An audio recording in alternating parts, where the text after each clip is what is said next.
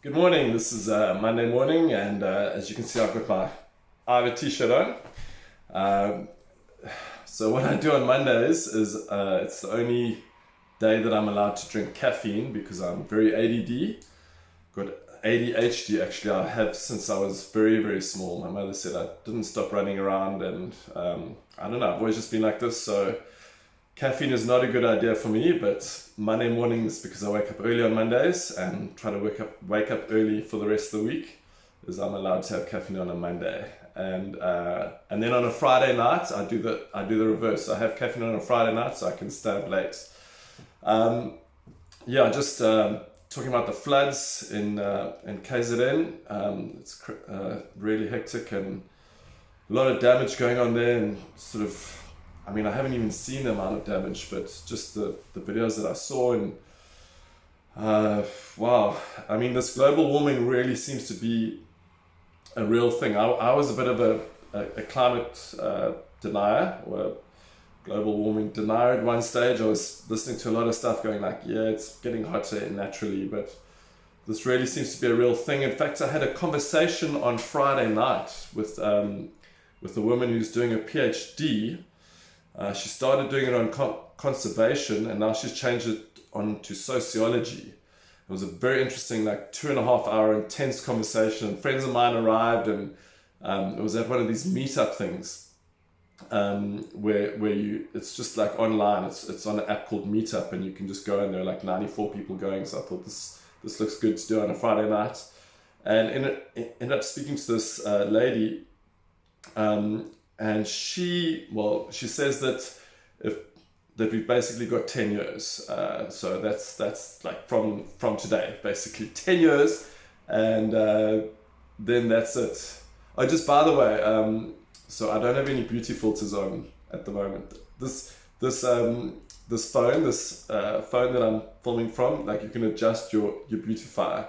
You can make your eyes bigger and your wrinkles go away. So I've got it down to 0. This is the first time in like years that I've ever done that. So, but I'm concentrating on being more honest and authentic. So that's what I'm doing. So yes, so getting back to the flooding, there's a lot of flooding, and this is the second floods now, and it's in May, which is really rare to have flooding in May. We had about a month ago, we had a severe flood in KZN, and then another flood now in May, which is sort of unprecedented. So yeah, climate change is real, and according to this woman who's doing her PhD on it here in Zurich, she's actually doing, okay, so she's doing it on sociology, but she's just finished her PhD studying dolphins, all right? But not dolphins, like studying dolphins per se. She's studying dolphins because in Myanmar, that's a country in the east, and Cambodia, they base their currency on dolphins. This is the first I've heard of it as well. Seriously, like if you haven't heard of it, I'd never heard of it. They base their currency on dolphins. I was like, dolphins? I thought maybe that was, yeah. She said, yes, dolphins. Like, you mean like this sort of dolphin? She said, yes, they base their currency on dolphins. And the one country, I think it's Cambodia, they're kind of doing it the wrong way. And her whole argument was that capitalism, to be a really good capitalist, or to really prosper in capitalism, then you have to become unethical. So capitalism doesn't work. And I was like, yeah, but what else is there? You know, we've tried socialism, we've tried communism, and that definitely didn't work. And she said that the main thing, what you can do is something called decentralization, which is kind of like what Switzerland has kind of done to a certain extent, is they've kind of gone away from the EU, and the UK going away from the EU, and that sort of thing, but even more decentralization, where you actually have small villages or smaller areas governing themselves, and then people working towards their village, where they're affecting people in their village, where the people can actually see what they're affecting, if that makes sense. So like if somebody's doing really well and prospering, the other people around them will see that, and then hopefully that person that's really prospering will help give towards the people. It kind of reminds me of a hunter-gatherer type culture where you can actually see a person who has caught a giraffe, and now he's now trying to eat the giraffe by himself, So if it's decentralization, this is what you're speaking about. Yeah, decentralization, you're speaking about changing it to that. That if somebody catches a giraffe or somebody does really well, it's really hard for them to just hide their money in an offshore bank. Well, of course it's not hard, because now it really is easy, especially if you have one in the Cayman Islands or something like that. You can do it, but then you're never going to use it. So, and people can see you doing really well out of the capitalistic system. So then it just makes it a lot easier to say, okay, well then we're going to help these people that are really battling, So that's how decentralization. So she says that the way that the capitalism is working now is really hard to do that, because if somebody and she mentioned Jeff Bezos, or she mentioned the other one, Warren Buffett, actually. She even mentioned Warren Buffett. And I said, but surely not Warren Buffett, because he's in his 80s. And she said, well, Warren Buffett's a perfect example. So this is the world's greatest investor, Warren Buffett, and he's a multi-billionaire. Berkshire Hathaway is his company. And he has actually said that he's getting taxed way too little. He says, because his tax is mostly capital gains tax. And, because, and this is what she said as well, these aren't my words, but it makes sense what she said, was that, so the wealthy will influence the politicians, of course, and we all know that, right? So this is not hidden from anyone. And someone like Warren Buffett, I don't think he actively... she also mentioned, we spoke about Elon Musk as well. And she mentioned the Microsoft guy. What's his name? That guy. The Microsoft guy. My brain I've just had the caffeine, so my brain is now scattering. What is his name? That guy. The guy with the glasses and the Microsoft dude. So she mentioned that a person like that can't really be ethical, because... even Steve Jobs, even with a huge company like Apple, they have to outsource, and they have to use labor in another country where the labor is being sort of usurped, I think is the right word, usurped, or basically being used, probably even this t-shirt. This shirt, I'll tell you what it cost in francs, zero. In rands, it cost me 50 rand, this shirt here. I bought it at the China Mall in Durban. So I bought 3 of them because they were 50. And then that got put on.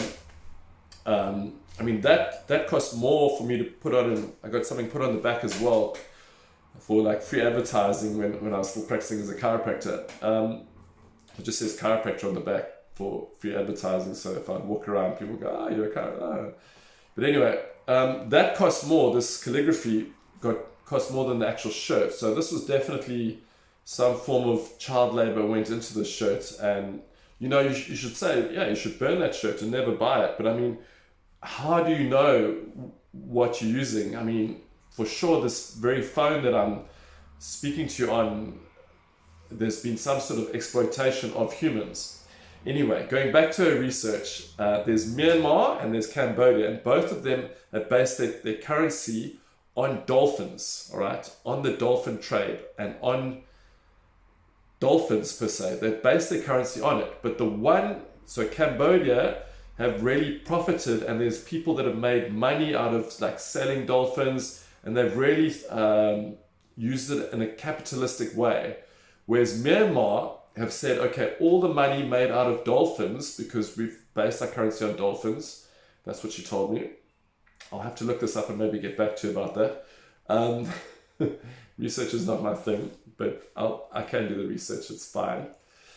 done so much research on this book that I'm writing, so I'm just like over research, especially psychological research has been, Dave, let's not get into that. So actually no, well, we can, all right. So you're welcome to follow my scattered mind at the moment after the caffeine Monday morning, and I went for a swim in the lake, but it wasn't that cold, just to kind of wake me up on a Monday morning, because Monday mornings are never always quite hard to get out of bed. So cold water and then some caffeine, and then I'm going to do my 15-minute workout just now, which I'm not really feeling up to, but maybe after this video. But anyway, so just going back to the research on psychology, psychological research has become so hard to understand nowadays because of so what happened in 2013, 2012, 2013 is they discovered that some psychological research, and there's different accounts, because I've had to do a whole lot of research into this discovery of research, because it's all kind of coming out in this book that I'm writing. That's why it's taking so much longer than I was anticipating.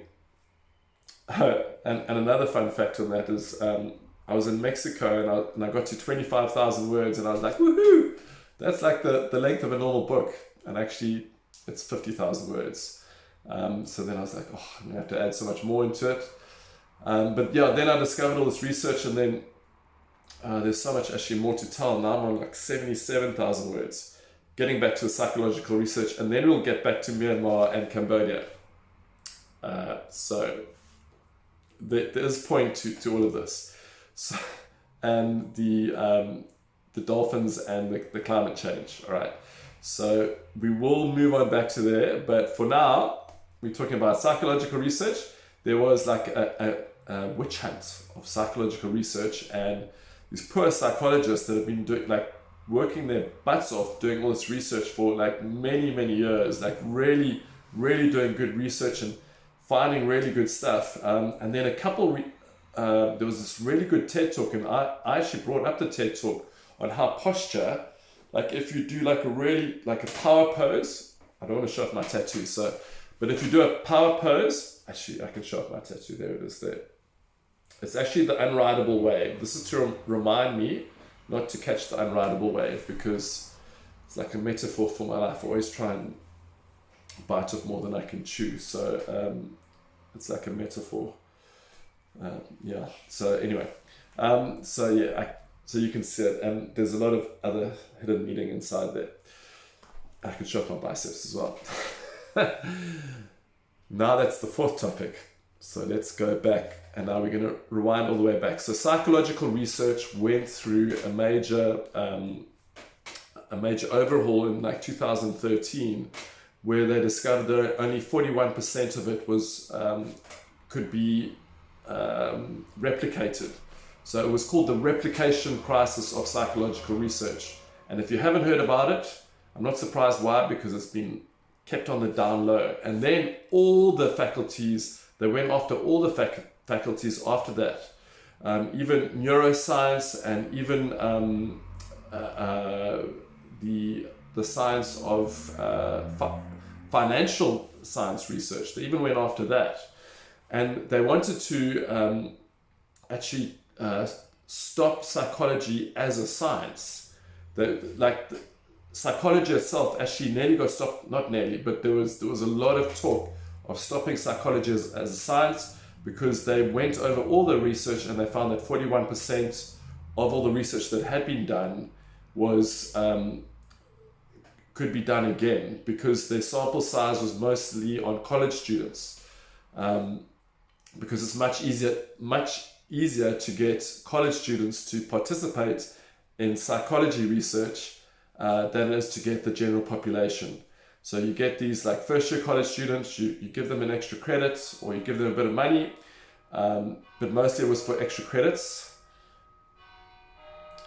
Excuse the Catholic Church bell going. This is what wakes me up at 6 every morning, but it's now clearly 7 o'clock. You'll hear 7 gongs. So now, when I study psychological research that's been done since 2013, I have to have a thesaurus out, I have to have a psychologist, I have to be sending stuff off to psychologists because none of it makes sense.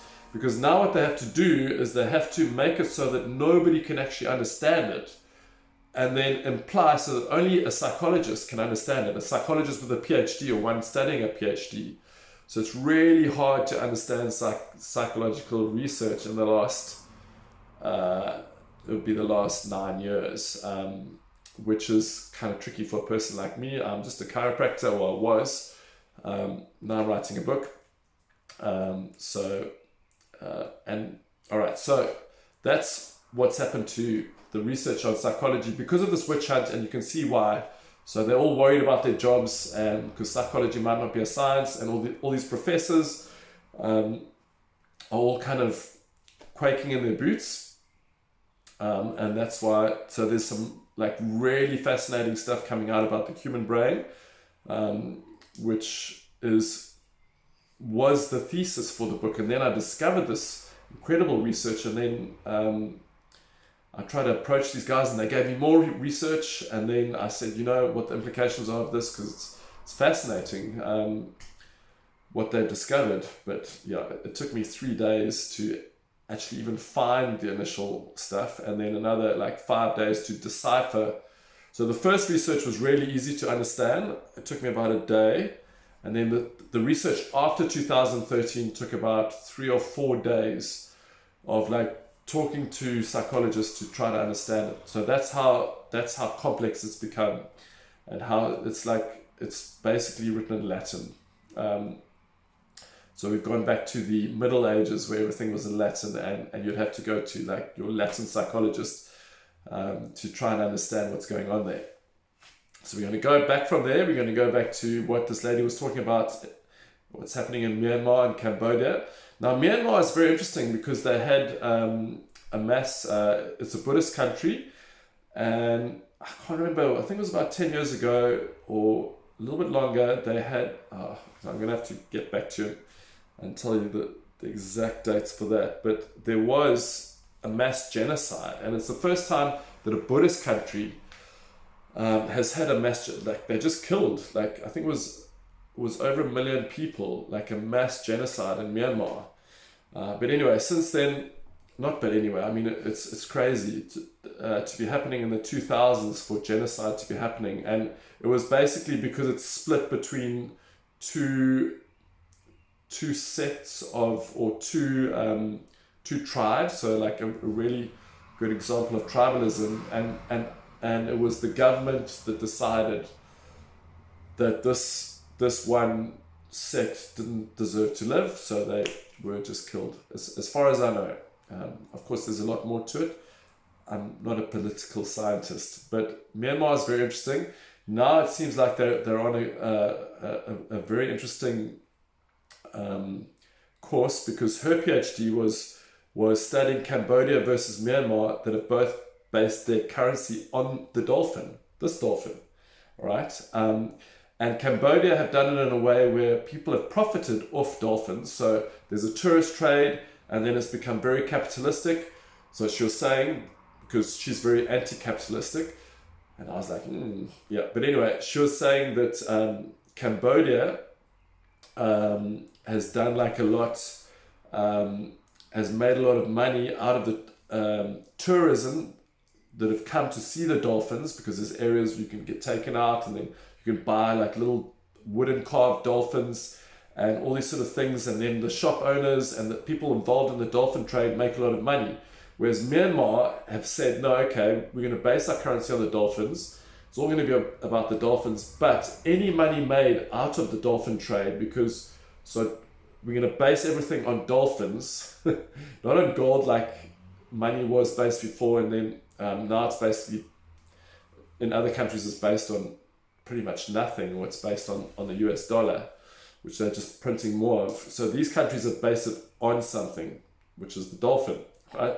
So Myanmar have said, no, any money made out of the dolphin trade goes directly into society and goes equally to everybody.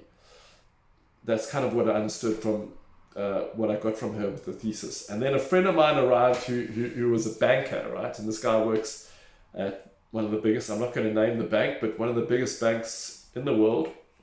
It's situated here in Switzerland. And this guy was like, no ways. And an Indian friend of mine, and he said, no ways, there's nothing that, like, you can't, because he wants to save money and go back to join his family in India. And he says, listen, capitalism works. Like, if, you know, and you can see his perspective as well, is he's an Indian man working hard to take money back to India, working hard in Switzerland to take money back to India. And it's really important to him that capitalism works, because the rupee is worth, so 1 franc is worth something like 80 rupee. So he wants to save and work really hard. He says, no, there's like, you need capitalism, because there would be no purpose for him to be here in Switzerland, sacrificing 5 or whatever, 10 years of his life, working for a bank really, really hard so that he can take it back to India and then have a good, prosperous life in India. You know, he can start a business there. He's got a family there, and his child is autistic. So in his brain, what she was saying was just like, that's not gonna work in India whatsoever. So there was this conflict, and I was between the two, just kind of going like, oh, okay, well, you've got strong ideas, and he was just like not really attacking her, but he was just totally went against his sensibilities. So that was really fascinating. The other fascinating thing that happened was we went down to the beach yesterday, and I decided to get a volleyball because to do a bit of peacocking. Now, most people know what peacocking is, but you know, peacocks have put their feathers out. So we decided to go down to this beach called Enge. It's not a beach, it's just a whole patch of grass on the side of the lake, but it's very busy. And we were just messing around with the volleyball. And then we met, because a friend of mine said, he says, he's a single guy and he's 33 and he works at a bank as well, actually the same bank. It seems like everyone seems to work at either that bank or another bank, 2 very big banks in Switzerland. He works at exactly the same bank as the Indian guy. And this guy's from Colombia, and he said that he's going to talk to every single girl he sees because he just spent the week with his parents, and he's a funny character. So I said, okay, we'll see how that goes. And started getting later. I said, you still haven't talked to any girls. So then, it was, yeah, I'm a little bit embarrassed about the story. So eventually we went and we saw two women. I mustn't use the word girls. We saw 2 women and they went and sat down, and then they went for a swim. So we thought, no, we'll go and sit next to where, this is a really embarrassing story. But actually it ended up, the one female was actually a woman. The one woman was actually a professional athlete. So I told her that I used to be a professional athlete a long time ago. I didn't lead with that, but in the conversation, because she's got a problem with her foot. She's going for an MRI today and to see whether she's actually got a stress fracture in her foot, because she runs 5,000 and 10,000 meters. But I noticed with her is that she's got a very strong upper body, and if you're a runner, and I was thinking about it this morning, is that's why she's got so many foot problems, is because if you want to do a 5,000, 10,000 meters, you can't have a lot of muscle, because she says she's been doing a lot of gym because she really enjoys gym. So she's got this really muscular upper body, and that's now putting on maybe 3 extra kilograms, which is, you know, if you're running 10,000 meters or 10 kilometers or at a really fast pace, or 5 kilometers, and she does about 100 kilometers a week. Yeah, she does about 100 kilometers a week training. She trains twice a day, and she's a vegan as well. So, but it's not the veganism that I think that's caused the stress fracture. I think it's the because she's put on a lot of muscle in her upper body, and then now it's coming towards the end of season, so she might have to change her training routine for half marathons, which is 21 kilometers, which means extra distance but less intensity. But it just seemed to me, from my experience, that if you want to be a runner, then you've got to have a really skinny upper body, and she had a really muscular upper body. Even her triceps were like really well defined, but like really muscular shoulders and sort of lats as well, which you never see in a really top, like a Kenyan 5,000 meter, like you'll never see that. Or, you know, the people getting the really high records, you'll always see them really have low amounts of muscle. So that, according to me, is why she's having stress fractures. And then another very important thing, and this will probably be a concept that I always talk about, is strengthening the feet. So she runs in spikes, even when she's doing 100 kilometers a week, which means that she's just got like a thin bit of leather. But we did speak quite a bit about the carbon shoes that they wear. That so there's these Nike shoes that they put carbon in and then set the world record for the marathon. So this guy did it in 1 hour 59 minutes. I forget his name, but the like top marathon runner in the world, 41 kilometers. He did it under 2 hours, but he wore these Nikes. But she says you can only run in them when you do the race. So we're talking to them for a while, and but they were Swiss, so Swiss people are very regimental, because everything here is very, very controlled. Like a friend of mine said, she's been living here for 10 years, and she's from Eastern European country, not Bolivia. She's from, I'm putting too much pressure on my brain to remember where she's from. She's basically just the other side of Switzerland, and then next to Switzerland, Austria, and then it's just the other side of Austria. Anyway, so she's from there, and she says in the 10 years that she's been in, and she's a psychologist, and she says that the 10 years that she's been in Switzerland, her brain has become very, like, doesn't think sideways, doesn't think laterally at all. It thinks very sort of straightforward. Might be good for a brain like mine, because it's kind of all over the place, but for her, she says, because literally, like, it can be 12 o'clock at night and there can be a little red man, and a person with no cars in the street will wait for the little red man to go green before they cross the street. I've seen that. I've seen it, like empty roads in the middle of the night and people not crossing the road just because it's a red man, not a green man. And when you cross it, when there's a red man, people look at you like you're crazy. And that's how regimental it is. And it's because the trains run on time, and it's just, everything is just so strict and regimental. Even if you move to the next door house, you get fined, which I did. I had to pay 100 francs fine. I actually had to pay 100 francs fine for not telling them that I was going on holiday, because I moved residence, and I was like, no, but I was on holiday. But they said, yeah, but, and then I went home to South Africa to go and take care of the clinic, and then I got back, and they said, no, but that this counts as a fine. You should have notified us. I was like, but went to Mexico, and then back. I was 8 days in Colombia, and then I went back to South Africa for a month. You know, I was like, they said, no, well, you have to pay the fine, and then we'll talk. So 100 francs, which is like nearly 2,000 rand. But it just kind of makes you realize if you do anything wrong, it's just money. You know, it's just like you just have to lay down money. So you don't want to even cross the road when there's a green man. So it does, and then when everything becomes so regimental, then your brain starts becoming very regimental as well. Then you don't start thinking outside the box, which is kind of not good for, I don't think, for the collective mindset of Swiss people, because everyone you talk to is very much like a long one. You know, if you're a banker, then you only talk about banking. If you're an athlete, you only talk about, so we're only talking about athletics. Yesterday with my Colombian friend, and these were two Swiss females, women, and then with the psychologist, we didn't only speak about psychology, because she's now decided to spend 6 months of the year in the Canary Islands, in Tenerife, which is a beautiful.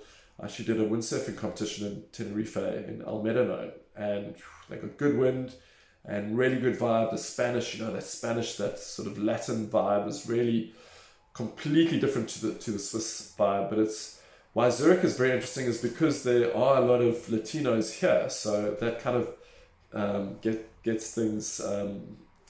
It's very cosmopolitan.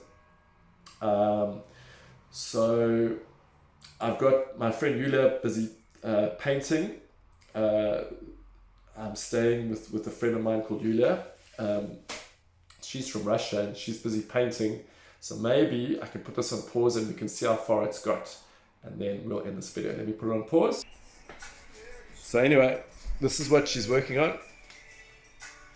And if you can see, yeah. So this is all the waste. Wait, that's all the waste that's come out of the city. Anyway, that's what she's working on at the moment. She's a really good artist. I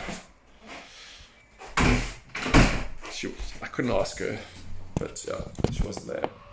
I think she was having breakfast.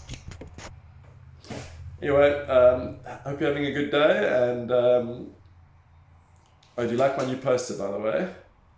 I like it.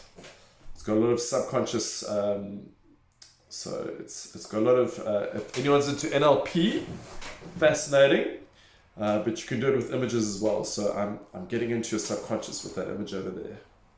So that's why I'm putting that image up, to get into your subconscious. It's a good subconscious thing. Well, good for me, I guess. Okay, enjoy your day. I've got to do some writing now. I don't mind writing. I think I've had enough. Anyway, but I'm taking a holiday soon, so I've been working really hard on this book. So hope you enjoyed the video, and I'm going to make a short one to link to this one, so I've got to do that next.